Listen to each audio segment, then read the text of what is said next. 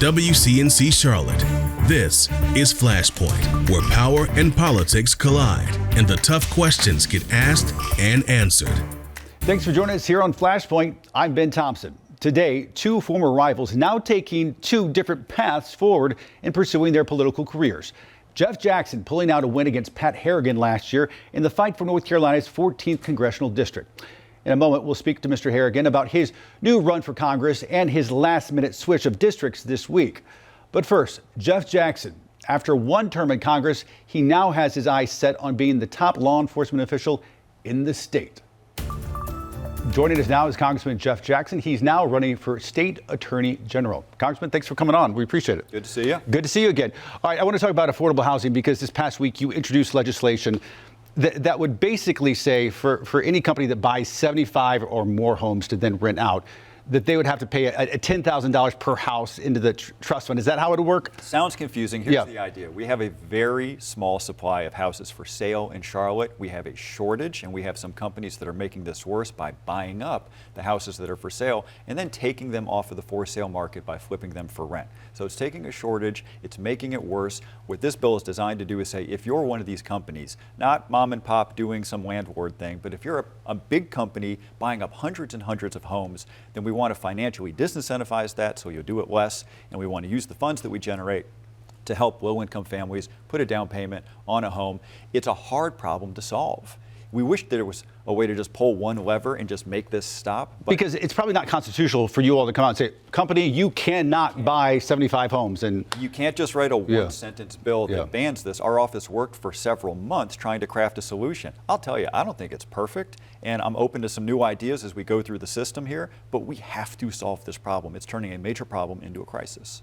I want to talk about redistricting because you're basically being drawn out of your current district. And you knew this was going to happen. I mean, you predicted this. You said this last year. So, for one, was it worth it to run for this one term? And what have you learned in this one term in Congress? It was definitely worth it, and it's been a really educational experience. First of all, there are way more serious people there than I would have expected just watching from the outside. Yeah. Being in the building and finding who those serious people are, where the zones of reasonability exist, that's been an education. As for redistricting, you're right, it was not a huge surprise. North Carolina has a major history with whichever party is in power drawing the map to benefit themselves. The very first bill I ever filed in the state legislature was to ban that practice. You shouldn't let politicians draw their own maps because they always cheat. When my party had the ability to do this, my party cheated. Yeah. Now the other party's doing it, and it's the same thing. I think that's actually when you got a lot of your sort of internet fame was a speech you gave on the Senate floor up in Raleigh, and it was about redistricting. I think that's what it was about. What is the solution to this then? Why is there not an easy solution, or is there one? The reason there isn't an easy solution is because the politicians don't have an incentive to give this power back to the voters. The places where this has been solved are states that have a ballot referendum where citizens can get signatures and then force something onto the ballot and change the Constitution. North Carolina doesn't have that. To change our Constitution has to be approved first by the state legislature, so it's a difficult situation. Do you think you would be running again if it weren't for the redistricting in your current House seat? I mean, I don't know. We have our current Attorney General who's vacating that seat, so it is an open seat. It's an opportunity to serve at a statewide level. And the beautiful thing about AG, it's not like you see in Congress with all the theatrics. It's not really about left versus right. It's just about doing what's right. That's a very tempting way to serve the public. More on that now. Why run for Attorney General? You've been state senator, you've been congressman, now Attorney General. Why? Well, I've been a prosecutor as well. That's how I started my work, and I'm in the National Guard. I'm in the JAG Corps, so I've got a background in this. And like I said, it's a wonderful opportunity to be an independent voice. It's not supposed to be a partisan job. It's supposed to be a nonpartisan job that's just about standing up for people. That's a great job. I assume you approve of the current job that Josh Stein is doing? There's a lot of alignment there. Yeah, I think in particular he's really taken on robocalls in a way that's made us hostile to robocalls. Yeah. That's a good reputation for a state to have. Clean air, clean water, he's been really strong there too. You've garnered a tremendous following on TikTok and on social media. Folks watching right now might know you actually from that more than anything. You were on The Daily Show a few weeks ago. At the same time, why do you think that has resonated? Why do you feel like it's important for elected officials like yourself to be on these platforms? I've been a little surprised by the response. I just put a camera up in my kitchen and I tell people, here's what happened in Congress this week, and the response has been overwhelming. As it turns out, people really want to be spoken to in a normal tone of voice and without all the screaming and hollering, and here's what I did this week. It's transparency, and I think that's what people have been looking for. Is it safe to assume you would continue this if you become AG? Absolutely. One of your opponents, Dan Bishop, a congressman as well right now, also running for Attorney General, has said that your TikTok use is irresponsible because it's owned by China and because it's poisoning the minds of young kids. I think you've been fairly upfront and honest that you don't think TikTok is a perfect platform. No. Well, frankly, all these social media companies have a lot to answer for. TikTok, among them, there are a bunch of legitimate concerns, and I would support any number of solutions with respect to TikTok. That said, every week I do an update and I post it to 7 or 8 different platforms, TikTok being one of them. TikTok happens to be where most of my constituents are watching, and I think if it's going to exist, we should use it for good.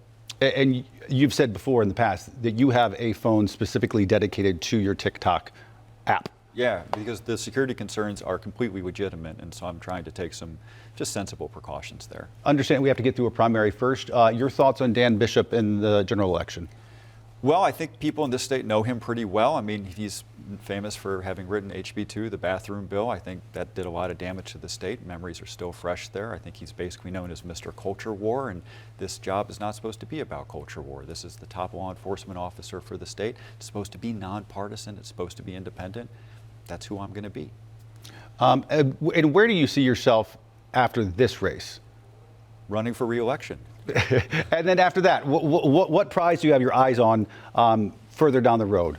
I really don't. This would fill any sense of ambition that I have because it is probably the best job in public service. You just get to stand up for people every day. That's a beautiful thing. Do you see yourself at any point in the near future, you're still relatively young, stepping back from the public sector, say in case you lose this race or anything else? You've gone from state senator to congressman to AG candidate. Any desire to step away now at some point? Well, I still serve in the military. I think I'm going to keep that up. I'm at 21 years now and have no signs of slowing down there. So no, I don't think so. I think some way or the other, people who feel a compulsion to be useful are going to look for ways to serve the public. All right. Congressman Jeff Jackson, thanks for coming on. Thank you. Good to see you as always. Take care. Happy holidays to the family as well. Thanks so much. More Flashpoint after this. When it comes to WCNC's chief meteorologist Brad Panovich, our viewers tell the whole story. Hey, if you're new to the area, this meteorologist is awesome. I always stick with Brad Panovich when it comes to severe weather. He's rarely wrong. You should follow Brad if you don't already. He's usually right on the money with his forecast. I don't look at anything else besides what Brad says. We are fortunate to have him here. Brad Panovich. Experience the difference with WCNC Charlotte weather. At WCNC Charlotte, we really want to make a difference. We have tools like Verify and Where's the Money to really listen to viewers and see what they're struggling with, whether that's trying to get money that you deserve or answering a question that's confusing you. We're not the experts, we're interviewing the experts. And that's why we want to bring it to you so you can see the facts, how we check them, and how we get the answer.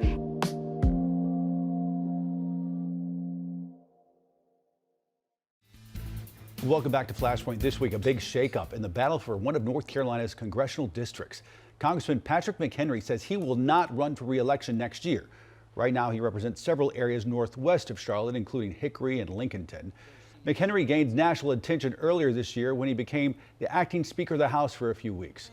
He'll leave his seat after serving on Capitol Hill for nearly 20 years. McHenry's exit, though, has opened the door for entrepreneur and Green Beret Patrick Harrigan. It's just part of his latest push to win a seat in Congress. Joining us now is Republican congressional candidate Pat Harrigan. Pat, welcome back to Flashpoint. Thanks for having me. Good to be here. So what's your motivation behind your latest run for Congress? Look, it's the same that it's always been. It's been my kids. And when Afghanistan fell, that's when I got interested in politics. I just couldn't believe that the most powerful nation on earth the things that we worked 20 years for in Afghanistan, blood, sweat, and tears, could possibly end the way that it ended. And I realized that we had failed leaders who were leading us down the road to failed outcomes in this country. And I look at my two little daughters that I have, Reagan and McKinley. They're 4 years old and 6 years old. They were 2 years old and 4 years old at the time. And I said, we are about to be the first generation of Americans that leaves less opportunity to the next generation of Americans, because those failed outcomes are not just isolated to Afghanistan. They are all over our world and our country right now. And I'm not about to be part of that first generation that leaves the next generation, my kids, your kids, all of our kids, failure. I won't leave them failure. Do you see that as the result and the failure of both political parties? You know, to some extent, I do, right? I mean, you look at the state of affairs up here in Washington, D.C., and I think everybody can say that it's an unserious mess. And I really hope to have the opportunity to bring some seriousness to the table here, because we have real problems to solve that are impacting everyday, ordinary Americans, the same Americans that work for me at my manufacturing plant right here in North Carolina, the same folks that I led when I was in the military, and the folks that I'm just talking to each and every day that are so disappointed with the dysfunction that exists in Washington. They are proud Americans. They want to see their country succeed. And it looks like right now we're just throwing the game. This week, you were running for the 14th Congressional District, and then you switched to the 10th District, I believe.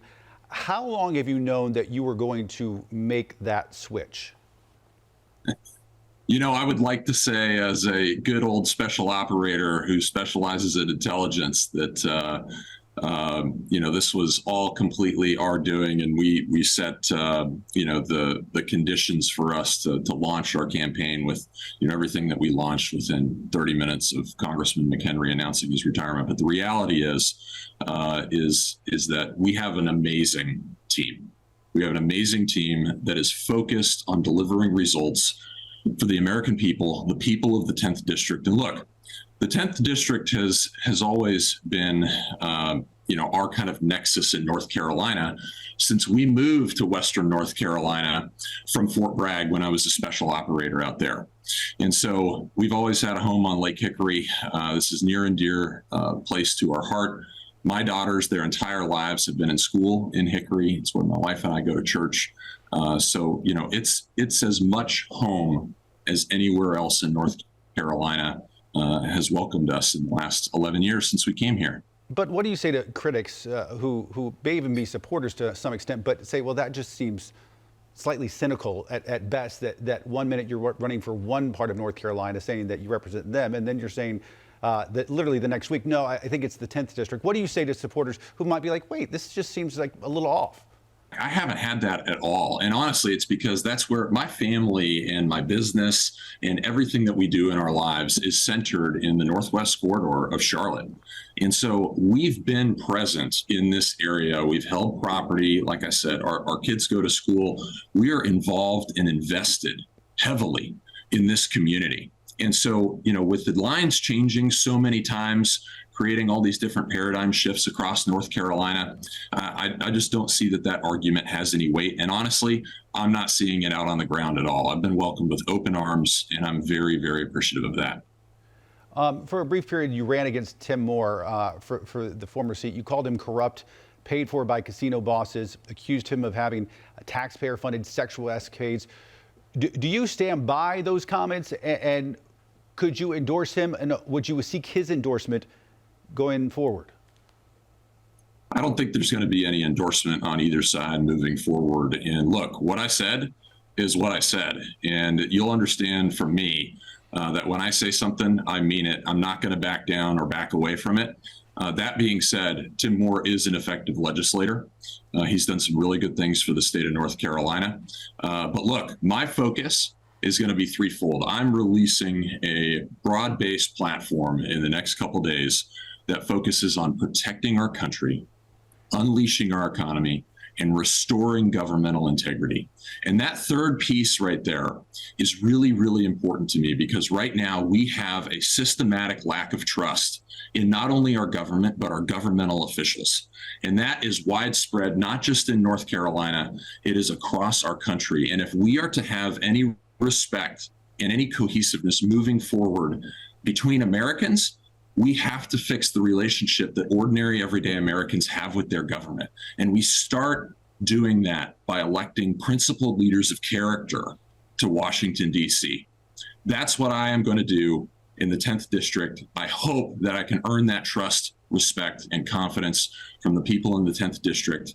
And look, I've done it my whole life because I've been consistent, I've been principled, I lived the right way, and they'll have an expectation of me in the coming months after they get to know me that I'm going to do exactly what I say that I'm going to do, and there's going to be no distractions. You've left one competitive district, possibly for another, because North Carolina State Representative Jason Sain, a colleague of Tim Moore, says he's considering a possible run. He said that this week on social media. Any concerns about him joining the race? Look, there's no easy way into Congress. I've learned that from the time where, I was going to run in a very Republican district, and the Democratic-led state Supreme Court threw me into a D+22 district against Jeff Jackson. And the journey that we've taken has not been an easy one. But look, nothing worth doing in life is ever easy. And I would say I have a core belief that anybody who has a heart to serve and make this country better should give it a shot. I'm not trying to keep anybody out of this race. I encourage people to come into this race because it provides an opportunity for the next generation of leaders to have a discourse that shows the folks in North Carolina the potential directions that we can go. You mentioned integrity in Washington, and in the past few months, we've seen a lot of Republican infighting when it comes to everything from picking a speaker to funding towards Israel and Ukraine. House Republicans seem to be in disarray lately with now the slimmest of majorities. Where are House Republicans getting it right, and where are they getting it wrong? I think that, if I'm to be honest with you, I'm up here in Washington, D.C. now, and I think that both parties are completely dysfunctional, and they actually have symptoms of the exact same problem, which is we are trying to decide what it means to be an American moving forward today, right? We have kind of the traditional side of, folks that just breathe and love this country, freedom, traditional family values. And then we've got kind of this new age, line of thought that is relatively detached, from absolute truth. And I think that you're seeing a country wrestle between those two concepts. And look, ultimately, where I think Republicans are getting it right, I think we've got an excellent Speaker of the House right now who's got a biblical worldview. And look, whether you are religious or not religious, you can understand that somebody with that type of worldview is anchored to a specific path that doesn't allow for deviations that ultimately what that does is provide consistency for the American people with respect to the values, the traditions that we have, and the principles by which we are going to operate moving forward. And I think he's trying to stick to that. I think that he's trying to rally the entire Republican Party and its diverse base around that concept. And I do think that he's gaining traction. And so I'm excited for the direction that Congress is heading. I think it's becoming much more serious and much less unserious. And I look forward to being a part of the seriousness that adds to the problem solving that has to happen in Washington, D.C. over the coming years. Republican congressional candidate Pat Harrigan. Pat, thanks for coming on Flashpoint. We appreciate it. Thanks for having me this morning. I really appreciate you. More Flashpoint after this.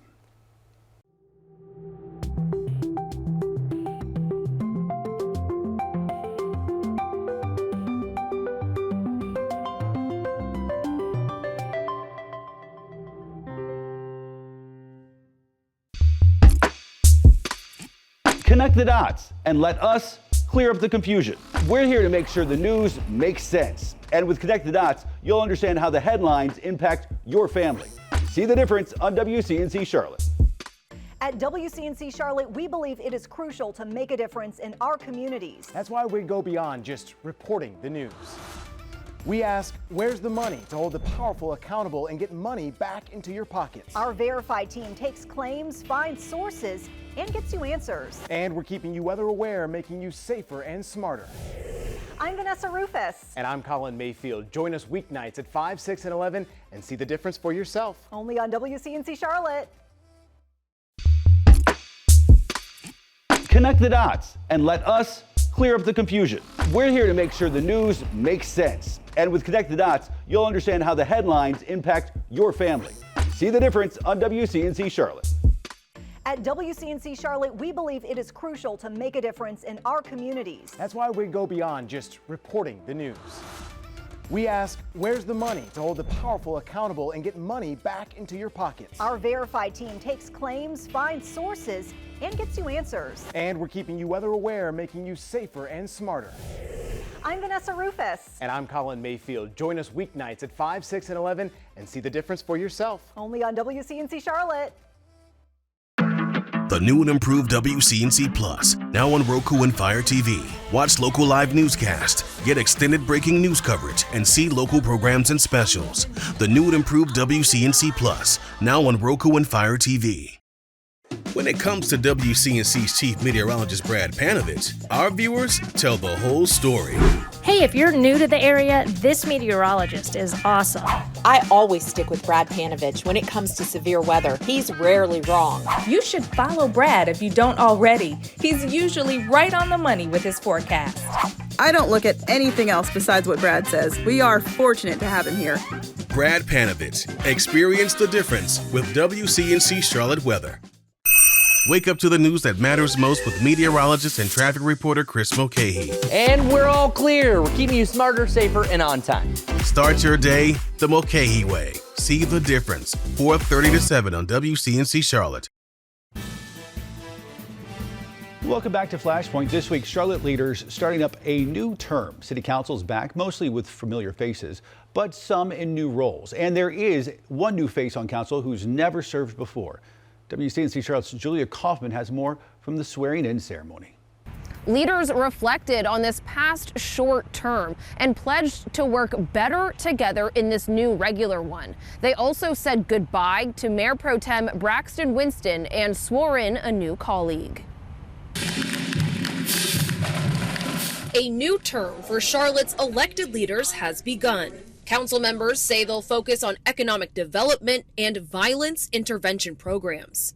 We have a vision of a future for Charlotte that includes trees, it's clean, it's safe, it offers opportunity to everybody. Looking back at the previous term, Mayor Vi Lyles touted affordable housing efforts. In the past fiscal year alone, we funded over 1,000 affordable housing units. And hopes to make progress on Charlotte's regional mobility plan. I believe in terms of the red line, the negotiations and the ability to acquire that line will give us the momentum that's necessary to talk about how we grow. Former Mayor Pro Tem Braxton Winston shared a heartfelt goodbye. I will miss the work of council, but my service to Charlotte and our state is only beginning. He's aiming to be North Carolina's next Commissioner of Labor in the 2024 election. We stand at a pivotal place in time where people need to be bold like me. Tijuana Brown is District 3's new council member. She says overcoming incarceration puts her in a unique position to serve the community. We must disrupt the violence that is occurring far too often. Lastly, council voted to make District 1 Representative Dante Anderson the new Mayor Pro Tem. You need someone who can work with every single human that sits at this dais and work collectively. Anderson beat at-large council member Victoria Watlington for the position. Some members called for a process to be created in the future when selecting Mayor Pro Tem to avoid division among council. In Uptown, Julia Kaufman, WCNC Charlotte. More Flashpoint after this. With your help, WCNC Charlotte is making a difference in our community. Beautiful day, so many people helping. This is incredible. Let's spread that love tonight. Here is a $5,000 check that you guys can use to further the mission. There is nothing on earth like the feeling of giving back with your hands. $5,000 to you and Block Love Charlotte for what you guys do. If you'd like to make a difference, go to WCNC.com/make-a-difference now. WCNC Charlotte. Weather is a kind of science that you get to see and experience every day. And I think some people don't even realize how much it affects them. That weather has a huge impact on how it threatens your family, your livelihood, or your home. So I think it really is one of those defining things we do that really affects everybody in our community. See the difference. That process of giving you a warning ahead of time and keeping you and your family safe is really important to me because I live here too. It's my family, it's my friends, it's my neighbors. Verify. WCNC Charlotte. Verify is all about trying to make a difference in the community by making sure that the community has the correct information. This is what we know, and hey, this is what we don't know. Sometimes you're actually surprised by the answer. Verify the difference. Verify is a great way to combat that misinformation, making sure that people know the process of the reporting.